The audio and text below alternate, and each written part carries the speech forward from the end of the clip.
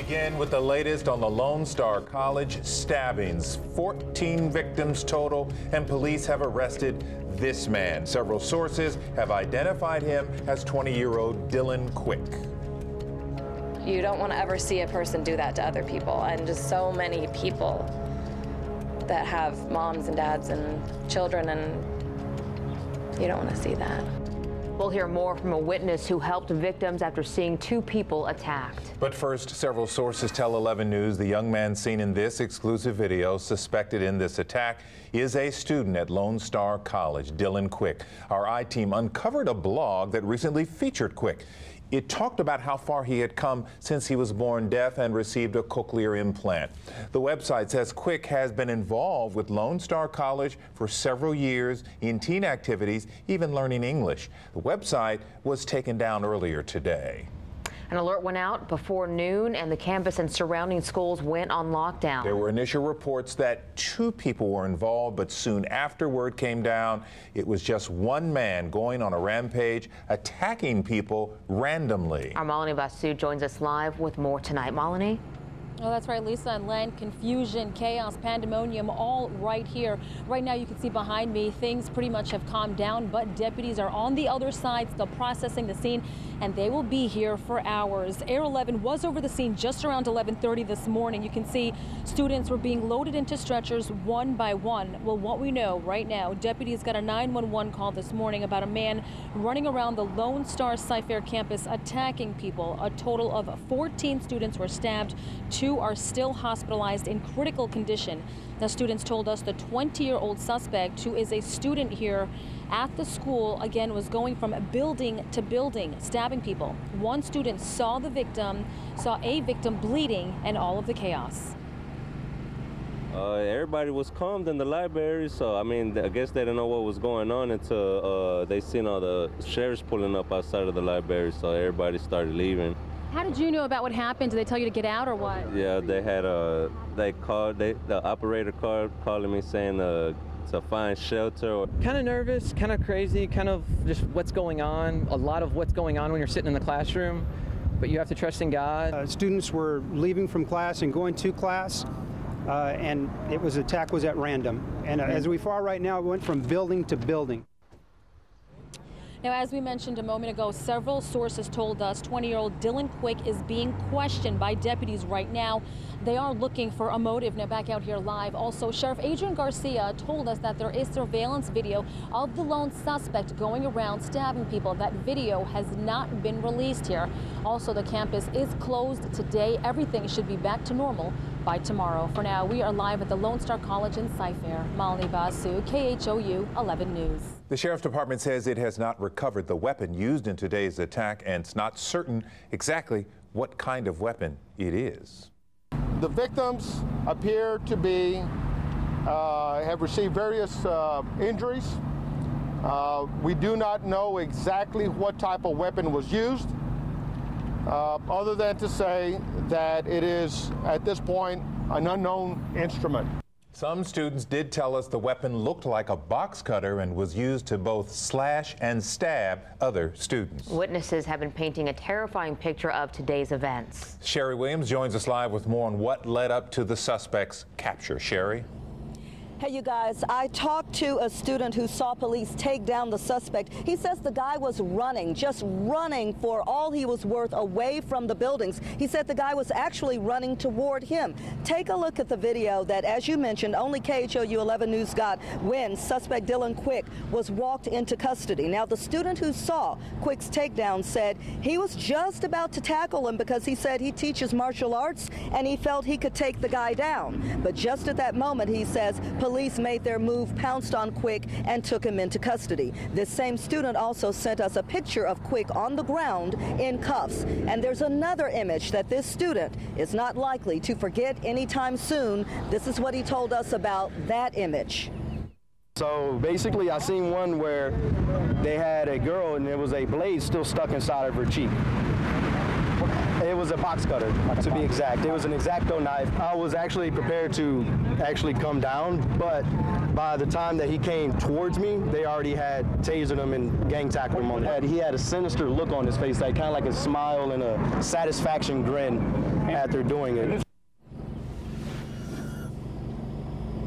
Now, one more thing about this whole incident out here. As the bloodshed was taking place, there were 5 little kids in a daycare that's on campus. The daycare is for students who attend this college.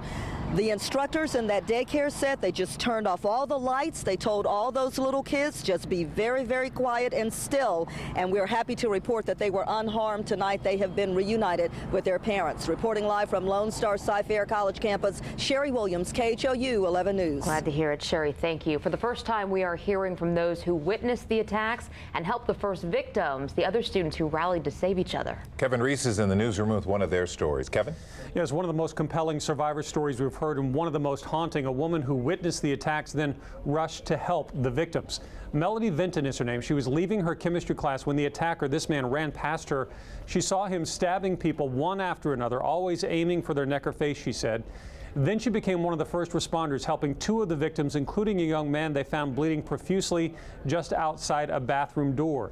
They couldn't get enough towels out of a paper towel dispenser, so she and another woman tore it off the wall to get to the entire roll of paper towels inside, using those towels to keep pressure on the man's neck to try to stop the bleeding.